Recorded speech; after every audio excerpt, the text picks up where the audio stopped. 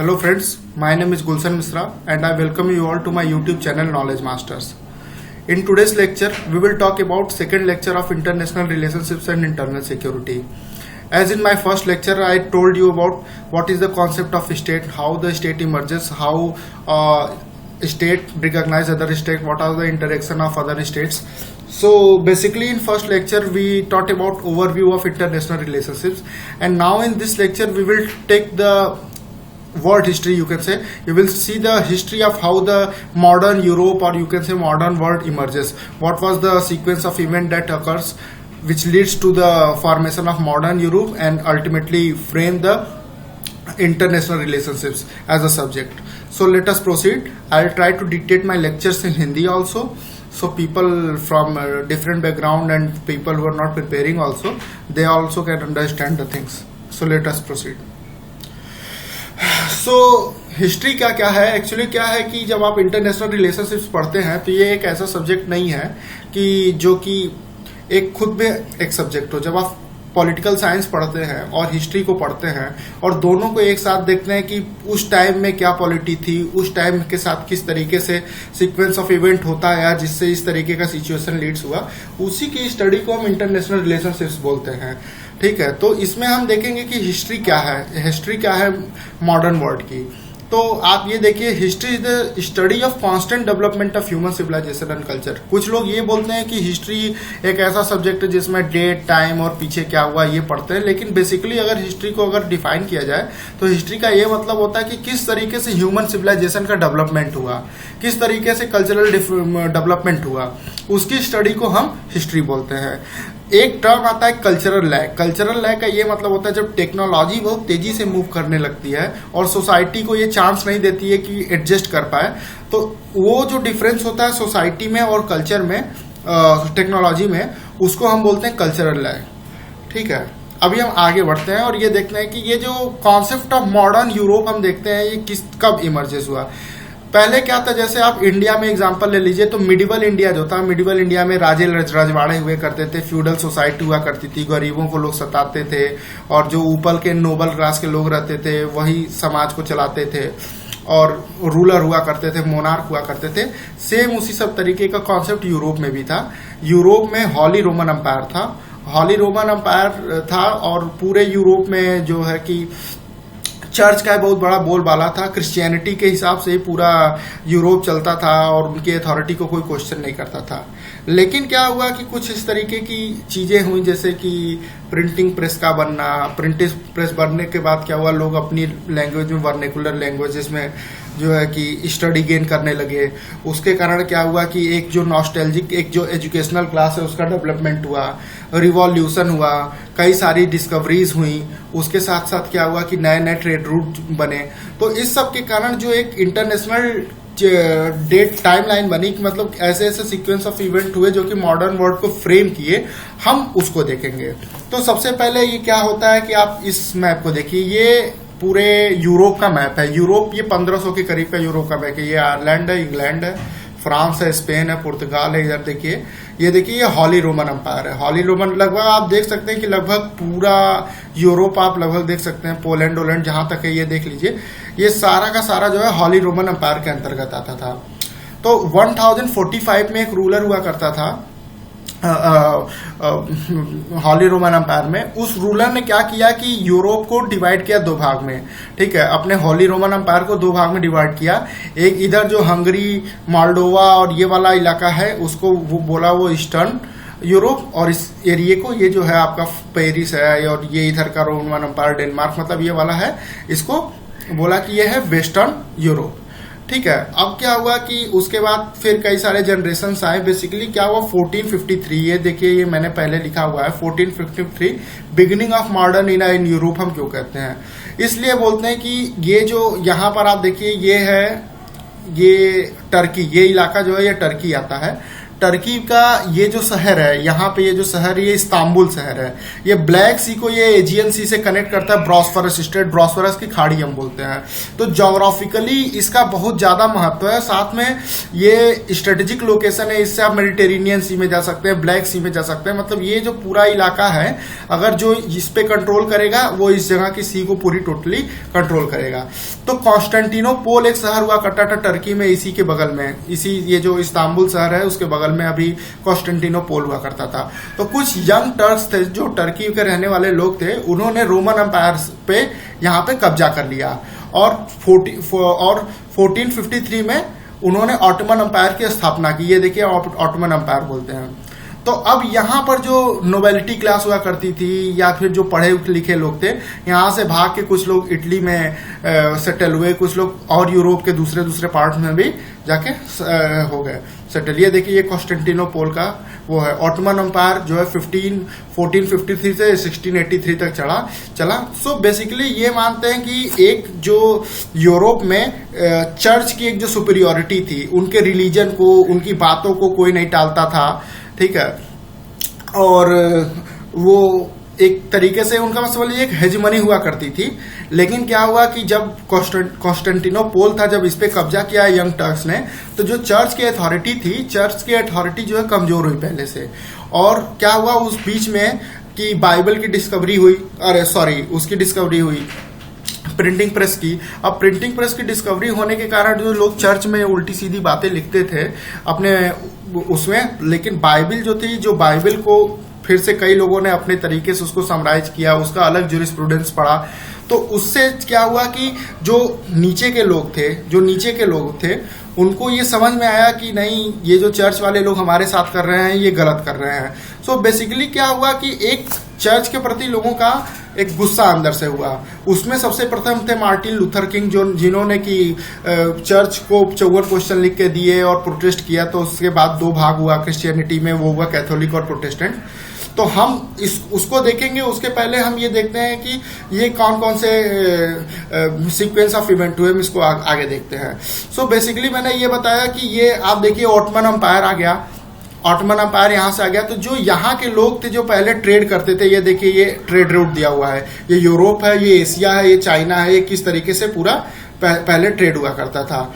अब क्या हुआ कि ये इलाका देखिए ये ब्लैक सी का था। मैंने बताया कि यहाँ पर टर्की जब रूल करने लगा, टर्क्स ने मतलब ऑटोमन एम्पायर का जब रूल आ गया, तो ये रास्ता इन लोगों ने ब्लॉक कर दिया।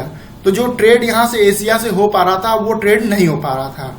उसके लिए क्या हुआ कि यूरोप में जो छोटे छोटे कंट्रीज थे, फ्रांस थे, डच थे, इंग्लिश थे, मतलब ब्रिटिश लोग थे, इन लोगों ने क्या किया कि इन लोगों ने नए ट्रेड रूट की स्थापना करी। नए ट्रेड रूट मतलब क्या हुआ कि अब ऐसा तो है नहीं कि लोग कहते हैं कि भारत की खोज करी वास्को डी गामा ने, क्रिस्टोफर कोलंबस ने अमेरिका की खोज करी। अमेरिका तो पहले से एग्जिस्ट करता था, भारत भी पहले से एग्जिस्ट करता था। भारत के से एक नए ट्रेड रूट की स्थापना हुई, खोज हुई। समझ में आ रहा है? ऐसा नहीं था कि भारत का ही खोज हुआ, इसके पहले भारत का कोई एग्जिस्टेंस नहीं था। सो बेसिकली पहले क्या होता था कि वो लोग घूम के ऐसे अटलांटिक ओशियन में, फिर ये पूरा अफ्रीकन कॉन्टिनेंट को पार करके फिर धीमे धीमे यहाँ पे आते थे। समझ रहे हैं? कैलिकट में पहली बार वास्को डी गामा आए थे। अभी हम इन चीजों को देखते हैं आगे। तो क्या हुआ 1453 में सबसे पहले क्या हुआ, ऑटोमन एम्पायर ने कब्जा किया, टर्की पे कब्जा किया। ऑटोमन एम्पायर का रूल बना, वहां पर क्या हुआ, उन्होंने ट्रेड को ब्लॉक किया। तो अब ट्रेड को होने के लिए दूसरा रूट खोजा। किसने 1492 में क्रिस्टोफर कोलंबस थे, वो जा रहे थे खोज में इंडिया की, ठीक है, इंडिया की खोज में जा रहे थे। और वो क्या हुआ, वो वेस्ट ईस्ट में न जाके वो वेस्ट में चले गए और उन्होंने यूएस का एक्सीडेंटली खोज कर दिया। तो समझ जाइए यूएस जो कि आज विश्व का सबसे हेजेमोनिक पावर माना जाता है, उसकी खोज एक्सीडेंटली हुई थी इंडिया को खोजते समय। तो उन्होंने जिस आइलैंड को खोजा उसको वेस्ट इंडीज का नाम दिया। अभी जो वेस्ट इंडीज की टीम जो क्रिकेट खेलने आती है, अब देखिए वो पूरा सेंट लूसिया जमैका ये आइलैंड है, उसको हम वेस्ट इंडीज बोलते हैं, क्योंकि इंडिया की खोज करने गए थे और सडनली उनको गलत जाकर उनको एक तरीके का अलग लैंड मिला, तो उसको उन्होंने वेस्ट इंडीज नाम रख दिया। उसके बाद फिर क्या हुआ, 1498 में वास्को डी गामा जो थे उन्होंने भारत का सी रूट खोज निकाला और वो कैलिकट में पहुंचे। तो कैलिकट में पहुंचे तो वहां पर जमोरीन राजा हुआ करता था, उससे मिले। और उसके बाद फिर ब्लैक पीपर, जो ब्लैक पीपर होती है उसको हम क्या बोलते हैं, जो मसाले होते हैं गरम मसाले, भारत से वो लेके गए और उसको यवन प्रिया वो लोग बोलते थे। यवन प्रिया बोला जाता था क्योंकि ये जो डच होते थे इनको बहुत प्रिय थी। ठीक है, ये लेके गए और जब अपने यहाँ पर भारत की चीजों को भेजा उन्होंने, तो उनको काफी लाभ हुआ। तो काफी लाभ हुआ तो आप ये देखिए काफी सारी डिस्कवरीज हुई। जैसे सबसे पहले मैंने क्या बताया कि क्या हुआ कि ऑटमन टर्क ने जो थे वो क्रिश्चियनिटी की, मतलब जो पोप की एक जो सुपीरियोरिटी थी उसको ध्वस्त करा और वहां पर हॉली रोमन अंपायर को हटाने के बाद वहां पे अपने मुस्लिम रूल की स्थापना करी। उसके बाद फिर क्या हुआ कि वो लोग रास्ता ब्लॉक किए। रास्ता ब्लॉक करने से फिर क्या हुआ कि नए ट्रेड रूट की स्थापना हुई। नए ट्रेड रूट की स्थापना होने के कारण क्या हुआ, अब लोग जो है कि ट्रेड करने लगे, जाने लगे, एक्सीडेंटल डिस्कवरीज होने लग गई। तो उसके कारण क्या हुआ कि ट्रेड जो है बहुत तेजी से फ्लरिश किया। अब ट्रेड बहुत तेजी से फ्लरिश किया। साथ में उसके बाद फिर क्या हुआ, प्रिंटिंग प्रेस की स्थापना हुई। तो वर्नेकुलर लैंग्वेज, मतलब अपने ओन लैंग्वेज में लोग चीजों को जानने लगे, एजुकेशन बढ़ा। तो ये सब सारी सीक्वेंस ऑफ चीजें आप एक दूसरे से कनेक्ट करिए, धीमे धीमे धीमे धीमे धीमे धीमे लोग इंडिपेंडेंट होने लगे। ठीक है, लोग चीजों को और अच्छे तरीके से समझने लगे। उससे क्या हुआ, ये हुआ। आप इसको देखिए, सबसे पहले क्या हुआ, रिनासा को हम बोलते हैं पुनर्जागरण। फिर हुआ रिफॉर्मेशन के बाद इमरजेंस ऑफ नेशन स्टेट। उसके बाद दो चीजें हुई, एक जब ट्रेड बढ़ा तो उससे इंडस्ट्रियल रिवॉल्यूशन हुआ, औद्योगिक क्रांति, और दूसरा एजुकेशन और पॉलिटिकल थिंकिंग और कई सारे इन्वेंशंस होने के कारण जो है राजाओं की मोनार्की की सुपीरियोरिटी पे धक्का लगा, उसके कारण रिवॉल्यूशन हुए, नए नए नेशन स्टेट क्रिएट हुए, जिसमें American revolution, French revolution, Spanish revolution, Russian revolution, Chinese revolution, और धीमे धीमे जब भारत कॉलोनी था उसके बाद फिर इंडिया भी आजाद हुआ। तो ये बेसिकली क्या है, ये मॉडर्न, ये वर्ल्ड हिस्ट्री का सब्जेक्ट है। वर्ल्ड हिस्ट्री में हम देखते हैं कि अमेरिकन रिवॉल्यूशन कैसे हुआ, फ्रेंच रिवॉल्यूशन कैसे हुआ, इक्वालिटी, फ्रॉटर्निटी और जो भी कॉन्सेप्ट थे, इस तरीके से हम पूरे रिवॉल्यूशन और इन सब चीजों को देखते हैं वर्ल्ड हिस्ट्री में। अब ये क्या है, इंपीरियलिज्म, कोलोनियलिज्म, इन सब सारे चीजों को हम देखते हैं क्या, मॉडर्न हिस्ट्री में। जब आप इंडियन हिस्ट्री पढ़ेंगे तो उसमें देखेंगे किस तरीके से जो है इंग्लिश ईस्ट इंडिया कंपनी का फॉर्मेशन हुआ, इंडिया में वो लोग ट्रेड किए। तो हमें ये नहीं करना है, ना ही हमें अभी मॉडर्न हिस्ट्री पढ़ना है, ना ही वर्ल्ड हिस्ट्री पढ़ना है। हमें बेसिकली पढ़ना क्या है, इंटरनेशनल रिलेशनशिप। इस लेक्चर में हम बस इतना बताना चाहते हैं कि मॉडर्न वर्ल्ड का जो एक स्टेट का कॉन्सेप्ट हुआ, स्टेट इमर्ज होने के बाद सोसाइटी किस तरीके से मिडिवल इंडिया से मिडिवल वर्ल्ड से एक मॉडर्न वर्ल्ड की तरफ आई, किस तरीके से सीक्वेंस ऑफ इवेंट ऐसी हुई जो कि एक दूसरे को इग्नाइट करते करते करते करते एक मॉडर्न वर्ल्ड की स्थापना करी। मतलब कि ये जो नए नए कॉन्सेप्ट है, जैसे सोवरेनिटी हुआ, नेशन स्टेट हुआ, सेक्युलरिज्म हुआ, ठीक है, उसके बाद फिर मॉडर्न ट्रेड रूट आने के कारण जो मोनार्की हटी और किस तरीके से डेमोक्रेसी आई। तो हम इन सब सारी चीजों को पढ़ रहे हैं, हम उसको देखेंगे। जब मैं आपको वर्ल्ड हिस्ट्री का लेक्चर बनाऊंगा तो उसमें आप इन सारे चीजों को पढ़ेंगे कि कब कौन सा रिवॉल्यूशन हुआ। सो बेसिकली अभी हम स्टार्ट करते हैं अपना इंटरनेशनल रिलेशनशिप्स के पर्सपेक्टिव से हमको चीजों को देखना है। तो रिनासा मतलब पुनर्जागरण। तो पुनर्जागरण बेसिकली है क्या? It implies to all those important movement of 15th and 16th century which change medieval outlook in modern world. ये ऐसे सारे सीक्वेंस ऑफ इवेंट को हम बोलते हैं जो कि 15वीं 16वीं शताब्दी में हुई, जो कि जो एक मिडिवल, एक फ्यूडल सोसाइटी थी। फ्यूडल सोसाइटी का मतलब ये होता है कि बड़े बड़े लोग थे, बड़े बड़े राजा थे, वो राज करते थे, गरीबों को सताते थे। जो नोबल क्लास थी वो एंजॉय करती थी, नीचे के लोग जो रेवेन्यू देते थे, टैक्स देते थे, उसी में मरते थे। मतलब उनका एक कोई सेल्फ रिस्पेक्ट नहीं था, उनका एक खुद का आत्मसम्मान कुछ नहीं था, ठीक है। लेकिन रिनासा होने के कारण उनका एक ह्यूमन वैल्यूज आई, ठीक है। उसमें एक जो है कि कल्चर का रिवाइवल हुआ, एक सिविलाइजेशन का रिवाइवल हुआ। It enabled a man to secure respect and honourable place in society. एक इंसान को एक सोसाइटी में रिस्पेक्ट और ऑनरेबल प्लेस मिला, रेनासा के कारण। तो कॉज ऑफ रेनासा, पुनर्जागरण के कॉज क्या क्या थे? सबसे पहला मैंने बताया फॉल ऑफ कॉन्स्टेंटिनोपल। क्या था कि सबसे पहले क्रिश्चियनिटी सबसे ऊपर थी, क्रिश्चियनिटी का पोप का राज था, उसी हिसाब से सारा कुछ चलता था। लेकिन जब 1453 में कॉन्स्टेंटिनोपल जो है उसका फॉल हुआ, जब टर्क्स ने उस पर कब्जा किया, तो लोगों को समझ में आया कि Christianity is not at all, और भी रिलीजन है और भी चीजें दुनिया में हैं और यही सब नहीं है। उसके बाद फिर क्या हुआ कि जब कॉन्स्टेंटिनोपल से के जो लोग एजुकेशन देने वाले लोग थे, लिटरेचर पढ़ाने वाले लोग थे और पोएट थे, मतलब हर फील्ड के जो लोग थे जो वहां से भाग के आए, इटली में आए और यूरोपीय देशों में आए, तो वो अपना ज्ञान शेयर किए। ज्ञान शेयर करने के कारण क्या था, प्रिंटिंग प्रेस भी इन्वेंशन हुई, तो उसमें एजुकेशन हुआ तो एजुकेशन स्टार्ट हुआ। तो आप नए नए जो आप देखेंगे कि विश्व के बड़े बड़े पॉलिटिकल थिंकर हैं, मैकावली हो गए, दांते हो गए, कार्ल मार्क्स हो गए, तो ऐसे ऐसे बहुत बड़े बड़े पॉलिटिकल थिंकर्स आए। तो उनकी बातों को, उनकी जो थीसिस थी, उससे लोग जो है इन्फ्लुएंस हुए।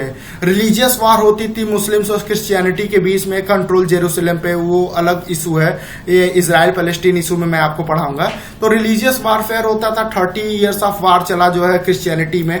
तो इन सब चीजों के कारण क्या था कि धीमे धीमे धीमे धीमे सोसाइटी जो है एक तरीके से चेंज हुई। उसके बाद जब ऑटमन्स ने रास्ता ब्रेक करा ट्रेड रूट का, तो फिर नई ज्योग्राफिकल डिस्कवरीज हुई, नए रूट्स की डिस्कवरीज हुई, जिसके कारण क्या हुआ, इंडस्ट्रियल रिवॉल्यूशन आया। औद्योगिक क्रांति आने के कारण जो मिडिल क्लास लोग थे उनके जेब में पैसा आया, और सोसाइटी प्रॉस्परस बनी। तो जो मोनार्की थी, जो राजा रजवाड़े थे, उनकी अथॉरिटी को लोग क्वेश्चन करने लगे और फाइनली क्या हुआ कि रिवॉल्ट हुआ, विद्रोह हो गया।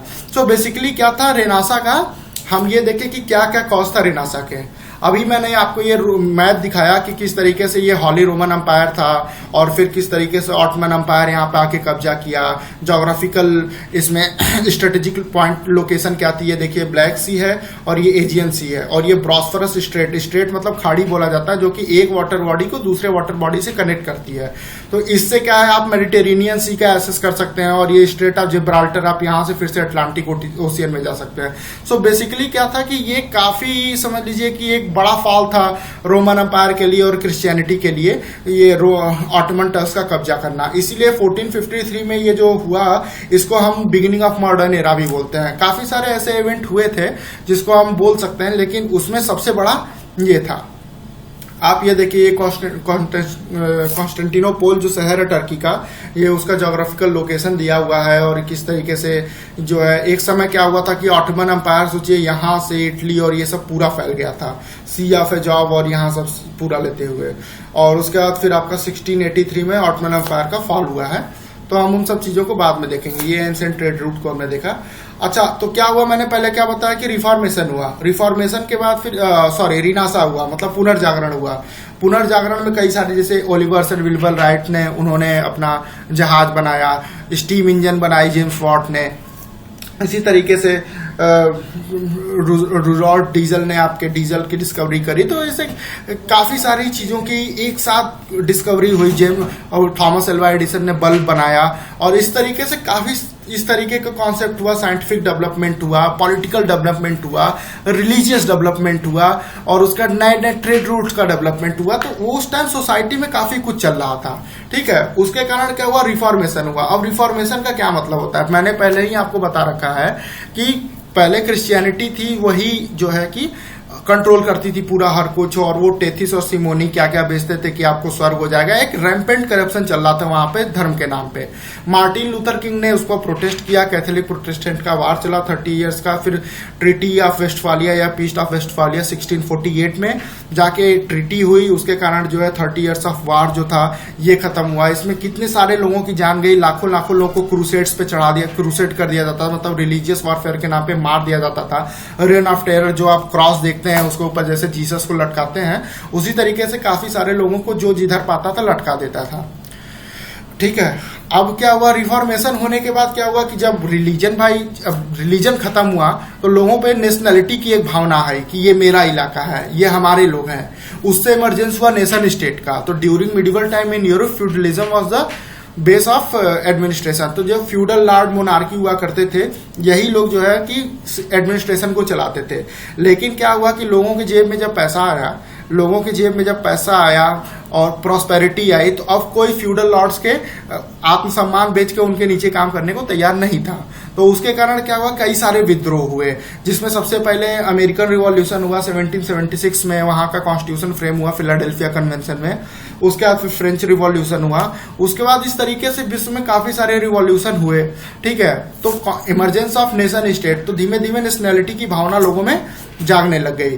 तो नेशनैलिटी की भावना जागने के कारण जो था, पहले कोई बॉर्डर डिफाइन नहीं होता था, तो धर्म के नाम पे, बोली के नाम पे, और जो लोग एक एथनिसिटी के थे, जैसे कि कोई बोस्निया का है तो बोस्नियन हो गया, फ्रांस का है तो फ्रेंच हो गया, लिंग्विस्टिक आधार पे कई तरीके से जो है बॉर्डर का डिवीजन भी होने लग गया। तो अब उसके बाद फिर मैंने क्या बताया आपको कि 15-16 सेंचुरी में जब ग्रेट ब्रिटेन थे, फ्रांस थे और डच थे, ये लोगों ने जब नई ज्योग्राफिकल डिस्कवरीज शुरू की, तो इन लोगों को एक ये लगा कि हम जो है अपने धर्म को, अपने सोसाइटी को, अपने कल्चर को विश्व में जहां जहां भी हम पहुंचेंगे हम उसको प्रमोट करेंगे। उस कॉन्सेप्ट को हम बोलते हैं इंपीरियलिज्म। इंपीरियलिज्म क्या क्या है? इट इज अ पॉलिसी और ideology of extending a countries rule over foreign nation, often by military force और by giving political and economic control. तो इंपीरियलिज्म का ये मतलब होता है कि एक जो पेरेंट कंट्री है वो दूसरे कंट्री जिस पे वो कब्जा करती है उस पर बाई मिलिट्री द्वारा या फिर पॉलिटिकल और इकोनॉमिक इन्फ्लुएंस द्वारा उस कंट्री के ऊपर कंट्रोल करती है। कंट्रोल करने के इस प्रोसेस को हम क्या बोलते हैं? इंपीरियलिज्म बोलते हैं।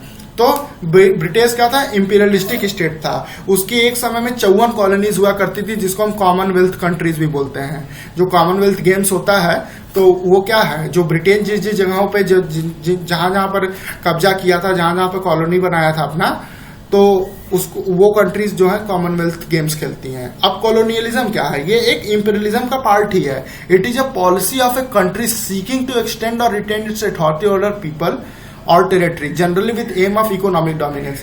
तो इसका ये मतलब होता है जो पेरेंट कंट्री है वो जिस कंट्री को अपना कॉलोनी बनाई है उसके रॉ मटेरियल को लेने के लिए, ठीक है, अपने इकोनॉमिक डोमिनेंस को मेंटेन करने के लिए क्या करती है कि वहां से रॉ मटेरियल लेके आती है, वहां के इकोनॉमिकली उसको कमजोर करती है और अपने इकोनॉमिकली मजबूत होती है।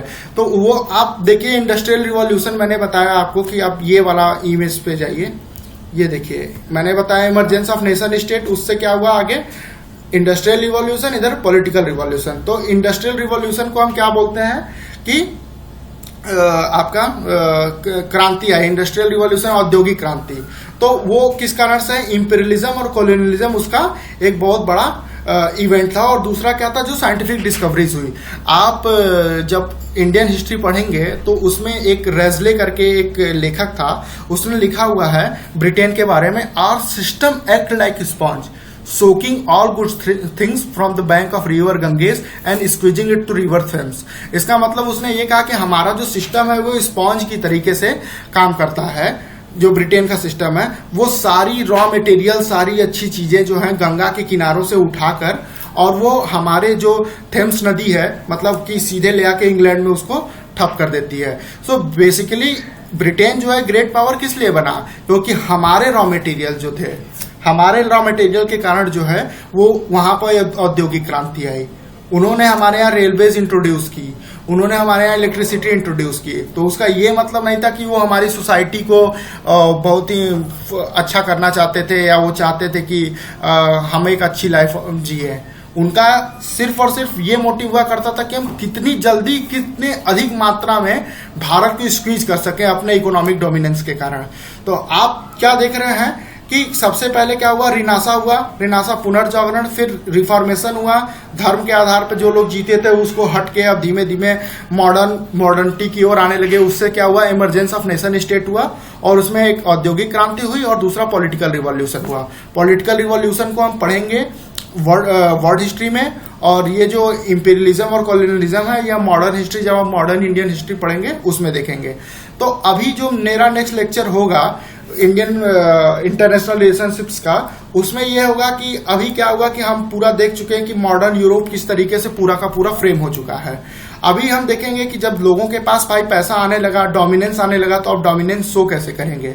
तो हम नेक्स्ट लेक्चर में देखेंगे कि क्या ऐसी कंडीशंस थी जिसके कारण जो है विश्व युद्ध हुआ, पहला वर्ल्ड वॉर 1, और वर्ल्ड वार 1 के बाद हम देखेंगे कि उसमें कुछ तरीके की ऐसी ट्रीटीज हुई, ऐसा एक इन्वायरमेंट क्रिएट किया गया जिसके कारण सेकेंड वर्ल्ड वार हुआ, जो कि 1939 टू 1945 हुआ। उसके बाद यूएन की स्थापना हुई, और उसके बाद यूएन की स्थापना होने के बाद जो है अमेरिका और रसिया दोनों दो सेंटर बने, एक यूनिपोलर वर्ल्ड बना जिसमें अमेरिका की हेजेमनी थी और रसिया बार बार उसे कंटेन करना चाहता था, और वहां से कोल्ड वार शुरू हुआ, शीत युद्ध हम जो बोलते हैं। उसके बाद तब तक भारत आजाद भी हुआ 1950 में। उसके बाद हम ये देखेंगे कि इंडिया की फॉरेन पॉलिसी किस तरीके से फ्रेम हुई। तो हमारे वीडियो को लाइक करें, शेयर करें, सब्सक्राइब करें और बेल आइकन को प्रेस करें, जिससे कि आप आने वाली वीडियोस की डिस्क्रिप्शन प्राप्त कर सकते हैं। Thank you.